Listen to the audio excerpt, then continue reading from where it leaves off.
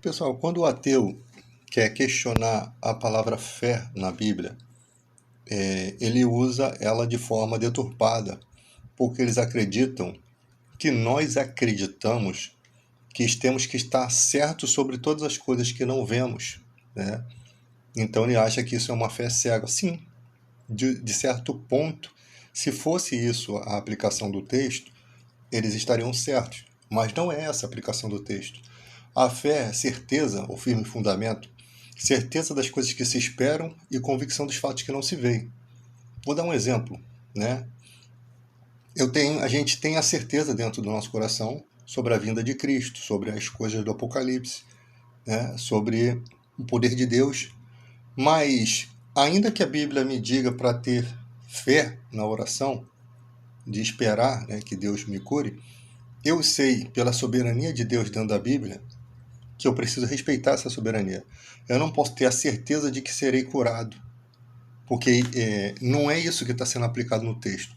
Eu posso ter certeza das coisas que eu posso esperar após essa vida, né? Essa esperança de vida além dessa vida. Mas eu não posso ter a certeza de que Deus vai me curar, porque aí eu estarei desrespeitando a soberania de Deus. Então, ainda que o texto esteja dizendo, para eu ter convicção de fé, que a oração da fé vai levantar o enfermo, quando você lê toda a Bíblia, você entende que cristãos ficam doentes. Timóteo tinha frequente enfermidade no estômago, Epafrodito adoeceu mortalmente. Homens que tinham capacidade de fé, que podiam orar por si mesmo, mas entendiam que como Epafrodito, chegou a minha hora. E aí? Paulo chega a dizer que Deus teve misericórdia dele para que ele não tivesse tristeza sobre tristeza e manteve Epafrodito vivo. Tá? Quando a virtude do Espírito Santo, ou até que Paulo ele questiona assim, são todos que têm o dom de curar? Uma coisa é a oração no nome de Jesus. Tá? Todo mundo tem acesso a essa oração, que pode vir por meio dela a cura ou não. Não é às vezes falta de fé, porque eu tenho que ter fé que Deus pode fazer. Eu não tenho que ter fé para dizer assim, não, Deus vai me curar, eu tenho certeza, porque eu não tenho certeza. Mas eu tenho certeza e convicção de que Deus pode fazer aquilo. Aquele que se aproxima de Deus é necessário que creia que Ele exista e que é recompensador dos que o buscam. Então, as Escrituras têm ensinamentos que, se você pegar um versículo isolado, você cria uma heresia. Tá?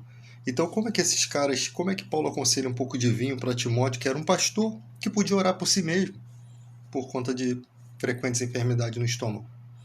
Um pouquinho de vinho misturado com água, se ele poderia ser curado por Deus. Com certeza ele pode ter orado e não aconteceu nada. Isso ia diminuir a fé dele em Deus, isso ia diminuir a confiança, em uma época em que os cristãos estavam sendo lançados na cova dos leões, sendo mortos no Coliseu Romano, lá construído pelo Vespasiano. Então, tipo assim, cara, que é uma enfermidade no estômago em relação ao que está acontecendo? É aquelas pessoas também não oraram para ter o livramento e elas não tiveram por quê? Porque ainda que se ore, você não sabe qual será a resposta de Deus. E também Deus não está preso às limitações humanas, porque se ele pode fazer justiça na eternidade, as questões aqui são limitadas. Ele pode permitir que as coisas aconteçam. Ele pode dar livramento quando ele quer, ou ele pode ter no seu propósito escolher que a vida cesse ali. Né? Então, são coisas que as pessoas às vezes confundem uma questão com a outra. Tá? Então, não ser curado não significa que você não tenha fé.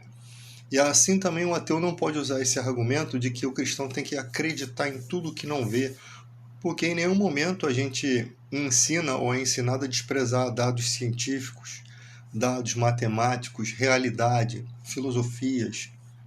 Em nenhum momento. Razão, seguir a fé ao invés da razão. O que significaria seguir a fé ao invés da razão? Eu agir como louco? Jogar todos os meus medicamentos ou não fazer uma quimioterapia se eu tivesse câncer e dizer que eu tenho certeza que Deus vai me curar se Deus não falou nada comigo? Porque se Deus fala de verdade e não é um fanatismo, vai acontecer. Se não acontecer, quem errou foi o quê? O argumento humano. Porque Deus é infalível. E dificilmente vai acontecer de Deus falar, né, dessa forma. Então, hoje em dia, há muitas brincadeiras feitas com o nome de Deus. Crianças. O problema não é uma criança chegar e pregar uma palavra. Não, o problema não é esse, né? O problema é colocar a criança para direcionar culto para poder profetizar, né?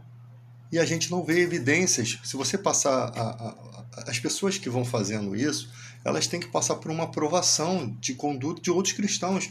Os cristãos sabem identificar, o Espírito Santo é o mesmo, há uma só fé e um só Espírito. O cara está falando uma coisa que não condiz com a realidade. O cara está falando em inglês como se tivesse querendo passar que está orando em línguas. Essas coisas trazem má fama para o reino de Deus. As pessoas, como Jesus falou, se chamaram de louco, o dono da casa, como é que você acha que vão chamar os seus criados? Então isso já é de se esperar. Então esses escândalos acontecem. Os pais, eu até falei isso na outra mensagem, os pais desse jovem que precisaria corrigir, que precisaria entender, porque estão se beneficiando, possivelmente materialmente, né, de forma material, de forma de fama, né, de sucesso. Mas, cara, que sucesso!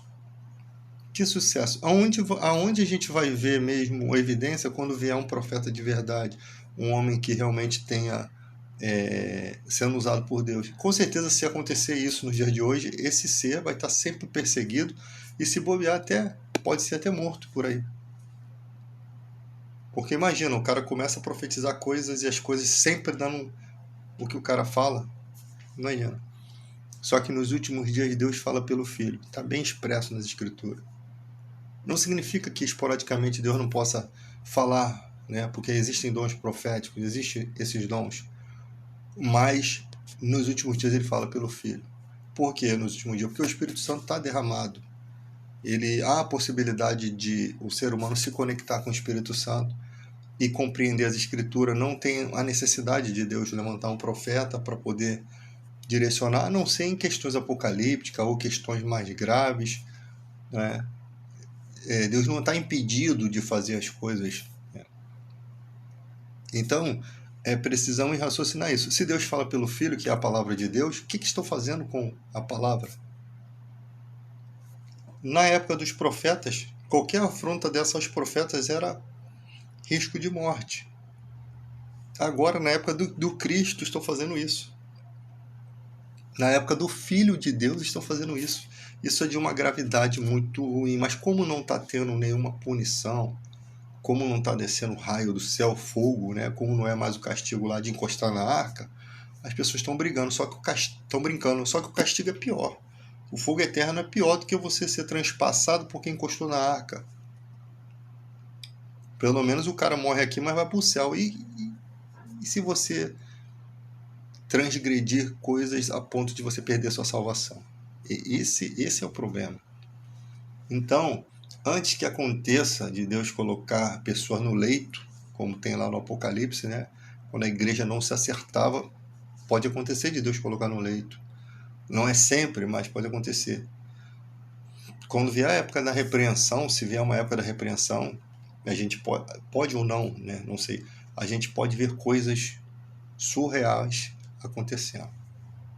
Coisas assim que você não vai ficar tentando emendar a pandemia com situações assim, não. Vai ser coisas surreais. O profeta falar aqui e o cara morrer lá. Simplesmente porque não obedeceu. Quando começar a acontecer isso, se acontecer, né? Aí talvez as pessoas comecem, opa, peraí, vamos parar um pouco de brincar com o nome de Deus. Porque em nenhuma religião as pessoas fazem isso. Em outras religiões, islamismo, judaísmo, as pessoas não fazem essas brincadeiras. Mas no cristianismo é uma bagunça.